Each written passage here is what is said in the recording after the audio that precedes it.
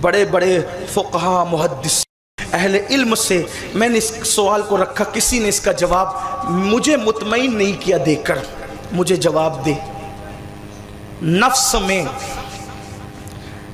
میں اور قلب میں، نفس میں اور دل میں فرق کیا ہے؟ تو جب بات اتنی اعلیٰ درجے کی کرتا ہے، نفس کسے کہتے اور دل کسے کہتے، دونوں میں کیا فرق ہے؟ اس بچے نے کہا مالک جب تمہیں خیال آیا تھا کہ اس بچے کو سلام کرنا ہے، جب خیال آیا تھا اس بچے کو سلام کرنا ہے، وہ تمہارے دل کی آواز تھی، اور جس نے کہا بچہ ہی تو ہے، جس نے روک دیا تھا وہ تمہارے نفس کی آواز تھی۔ پھر تمہیں خیال آیا جب حضور بچوں کو سلام کرتے ہیں تو میں کون ہوں، یہ آواز تمہارے دل کی تھی۔ مطلب یہ ہے کہ دل کی آواز ہمیشہ نیکی کی ہوتی ہے اور نفس کی آواز ہمیشہ گناہ کی ہوتی ہے۔ اب نفس کو کچلے کیسے، نفس کی کیسے نہیں مانے؟ نفس ہمیشہ گناہ کی طرف لے جائے گا اور دل ہمیشہ نیکی کی طرف لے جائے گا۔ خیال آئے درود پڑھو، سمجھ دو دل بول رہا ہے۔ خیال آئے نماز پڑھو، دل بول رہا ہے۔ خیال آئے شراب پیو، نفس بول رہا ہے۔ اب ہمیں چاہیے نفس کو کچلیں، اس لیے کہ بہت بڑے صوفی بزرگ نے کہا ہے جو نفس کو کچلتے ہیں وہ غلام بھی بادشاہ بن جاتے ہیں، اور جو نفس کی پیروی کرتے ہیں وہ بادشاہ بھی غلام بنا دیے جاتے ہیں۔ اب ہم غلام کیوں ہوئے؟ جب تک محمود غزنوی کی طرح دل کی باتوں پہ عمل کرتے تھے بادشاہ تھے، ٹیپو سلطان کی طرح دل کی باتوں پہ عمل کرتے تھے بادشاہ تھے۔ میں حیران ہوں آج اگر کسی کے ایک دو کارخانے ہو جائے نا تو وہ عورتوں پہ بد نظری کرنے لگتا اور زنا کے اڈے اور شراب کے اڈے اس کو سوچنے لگتے۔ یہ محمود غزنوی اتنا بڑا بادشاہ، ساری زندگی کا حال یہ ہے کہ کبھی اس نے کسی نامحرم عورت کو دیکھا تک نہیں، 1000 مرتبہ درود پڑھے بغیر کبھی وہ سویا تک نہیں۔ یہ سلطان شمس الدین التمش، کبھی اس کی تہجد فوت نہیں ہوئی، کبھی اس کی تکبیر اولیٰ فوت نہیں ہوئی۔ لوگ کہتے ہیں مولانا بہت بیزی ہوں، مصروف ہوں، کاروبار میں ٹائم نہیں ملتا نماز پڑھنے کا۔ تو تیرا کاروبار بڑا ہے یا شمس الدین التمش کا کاروبار بڑا تھا؟ تو تھوڑا سا کاروبار لے کے بیٹھا ہے، وہ تو پورا ملک ہندوستان چلا رہا تھا، لیکن کبھی اس کی تکبیر اولیٰ پہلی تکبیر فوت نہیں ہوئی۔ پتا چلا کہ تم نفس کے دلدل میں ڈوبے ہوئے ہو، جھوٹ بولتے ہو کہ ٹائم نہیں ہے۔ جتنا ٹائم آج ہمارے پاس ہے اتنا ٹائم کسی کے پاس نہیں ہے۔ اگر ٹائم نہیں ہے تو تم بار میں کیا لے کر کے جا رہے ہو؟ ٹائم ہے تبھی تو بار میں جا رہے ہو، ٹائم ہے جبھی تو غیبتیں کر رہے ہو، ٹائم ہے کبھی تو چغلیاں کر رہے ہو، ٹائم ہے کبھی تو زنا کے اڈوں پہ جا رہے ہو۔ یہ ٹائم ہی کی وجہ سے تو ہے۔ بات اتنی ہے ٹائم ہے لیکن ٹائم کی قدر نہیں ہے، ٹائم کی اہمیت نہیں ہے۔ جس دن ٹائم کی اہمیت ہوگی، میں کئی بادشاہوں کی زندگیاں پڑھ سکتا ہوں آپ یہاں، لیکن اس کا وقت نہیں ہے۔ تو آج ہم نفس کی غلامی کر رہے ہیں، نفس کی غلامی سے باہر آئیے۔ اگر نفس کی غلامی کرو گے انجام کیا ہوگا؟ شیخ ابو الحسن رازی فرماتے ہیں کہ میں نے اپنے ابا کے انتقال کے بعد 2 سال کے بعد دیکھا کہ ان پہ تار کول کا ڈامر کا لباس تھا، تار کول کا لباس تھا۔ میں نے کہا ابا جی آپ تو بڑے نیک تھے، یہ ڈامر کا لباس، تار کول کا لباس اور جہنم کا عذاب۔ کہنے لگے بیٹا نیکیاں تو کرتا تھا لیکن نفسانی خواہشات میں ڈوبا رہتا تھا، اس وجہ سے میرا یہ انجام ہوا ہے۔ میرے بیٹے کبھی نفس کی غلامی مت کرنا، کبھی نفس کی پیروی مت کرنا۔ یاد رکھنا جب بھی گناہ کی طرف نفس لے کر جائے، یار یہ تو گناہ ہے، ہمارے بزرگوں نے تو مباح چیزیں بھی چھوڑی۔ مولائے کائنات کو کسی نے فالودہ دیا، اب فالودہ کھانا تو مباح ہے، فالودہ ہاتھ میں لیا، کہا کھانا چاہتا ہوں مگر نفس کی خواہش پوری ہو جائے گی اس لیے نہیں کھاؤں گا، چھوڑ دیا، نہیں کھایا۔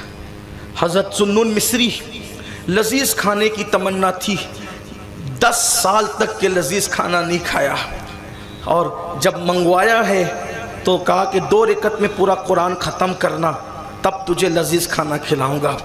بس 2 رکعت میں پورا قرآن ختم کیا، اور جب کھانے بیٹھے نفس سے آواز آئی، منوا لیا نا آج اپنی بات، بس یہ آواز آنی تھی، پھر اٹھا کر کے کسی غریب کو صدقہ کر دی، نہیں مانے۔ تو اللہ تبارک و تعالیٰ نے دنیا میں ہمیں اس لیے نہیں بھیجا کہ اپنی ہر خواہش پوری ہو. اپنی خواہش پوری ہونے کی جگہ جنت ہے. یہاں خواہش کو دباؤ، روکو، گناہوں سے باز آؤ. میں آپ سے گزارش کرتا ہوں، آئیے حضور کی سیرت پاک پڑھیے، صحابہ کرام کی زندگیاں پڑھیے، صوفیاء کرام کی زندگیاں پڑھیے، اور نفسانی خواہشات کے دلدل سے باہر آئیے. پھر دیکھو دل چمکے گا، آنکھیں چمکے گی، دعائیں قبول ہوگی، چہرے چمکیں گے. حضور غوث پاک کہتے ہیں میں تو کھاتا ہی نہیں جب تک کہ قسمیں دے کر خود میرا اللہ نہیں کھلاتا. اور میرے امام کہتے ہیں قسمیں دے دے کے کھلاتا ہے پلاتا ہے تجھے پیارا اللہ تیرا، چاہنے والا تیرا. بس گزارش ہی کرتا ہوں، نوجوان کسی قوم کا سرمایہ ہوتا ہے. آپ بہت اہم ہو میری قوم کے جوانوں، آپ بہت اہم ہو. آپ چاہو تو زمانے میں انقلاب آ سکتا ہے. بس اتنا کرو کہ اپنے دین کی طرف آؤ، اور رسمی دیندار مت بنو، حقیقی صحیح معنی میں دیندار بنو. کسی کو دکھا کے ملنا کیا ہے؟ دیکھو یاد رکھنا، کبھی دکھاوے کے لیے عمل نہیں کرنا. کوئی دیکھے گا اتنا کہے گا بہت اچھا ہے. کیا کہے گا؟ بہت اچھا ہے. دوسرے سیکنڈ میں اس کا مزاج بدل جائے گا، ہے نا، بدل جائے گا، پھر وہ برائی بھی کرے گا. تو کسی کی تعریف وصول کرنے کے لیے عمل مت کرو. عمل اس لیے کرو اللہ راضی ہو جائے، کیونکہ اللہ راضی ہو گیا پھر سب اپنا ہو گیا. اس کو راضی کرو، اس کی رضا کے لیے کام کرو. قرآن کہتا ہے واللہ ورسولہ احق ان یرضوا، کہ اللہ اور اس کا رسول اس بات کے زیادہ حقدار ہیں کہ انہیں راضی کیا جائے. نمازیں پڑھو اللہ کی رضا کے لیے، سارے کام کرو اللہ کی رضا کے لیے، وہ راضی ہو گیا. اور بات بہت خاص ہے، وہ کسی چھوٹے عمل پہ بھی راضی ہو جاتا ہے. دیکھو لوگوں کی خوشی مت دیکھو، لوگ تو قتل ہونے کے بعد بھی خوش نہیں ہوتے. لوگ اگر آپ ان کے لیے جان دے دو تو بھی خوش نہیں ہوتے. لیکن مولا کی شان یہ ہے کہ وہ رستے سے تکلیف دینے والی چیز ہٹانے پر بھی راضی ہو جاتا ہے. وہ کتے کو پانی پلانے پہ بھی راضی ہو جاتا ہے. اس لیے سب کوئی فکر مت کرو، رب کی فکر کرو کہ وہ راضی ہو، اس کا محبوب راضی ہو. اس لیے کہ جو خدا کو راضی کر گئے 900 سال بیت گئے قبر میں دفن ہونے کے لیے، آج بھی اس غریب نواز کا تذکرہ زندہ ہے.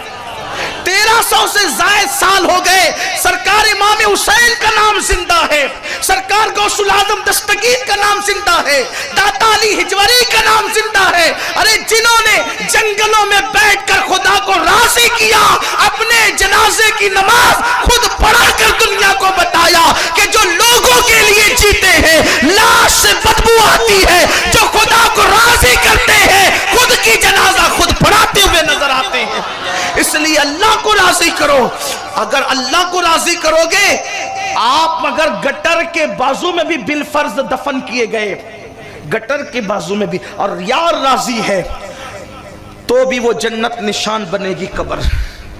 اور اگر یار راضی نہیں ہے، تاج محل میں بھی دفن کیے گئے تو بھی وہ جہنم کے گڑوں میں سے گڑا بنے. لوگوں کی فکر کیوں کر؟ سیدنا صدیق اکبر نے وصیت نہ کی تھی کہ مجھے نئے کپڑوں میں دفن مت کرنا، جو کپڑے میں نے پہنے اسی میں دفن کر دینا مجھے، کیونکہ نئے کپڑوں کی ضرورت مردوں سے زیادہ زندوں کو ہے. اگر یار راضی ہے تو جو تم نے کفن دیا ہے اس سے بہتر وہ عطا کر دے گا، اور اگر وہ ناراض ہے تو کتنا بھی قیمتی دیا وہ بھی چھین لیا جائے گا.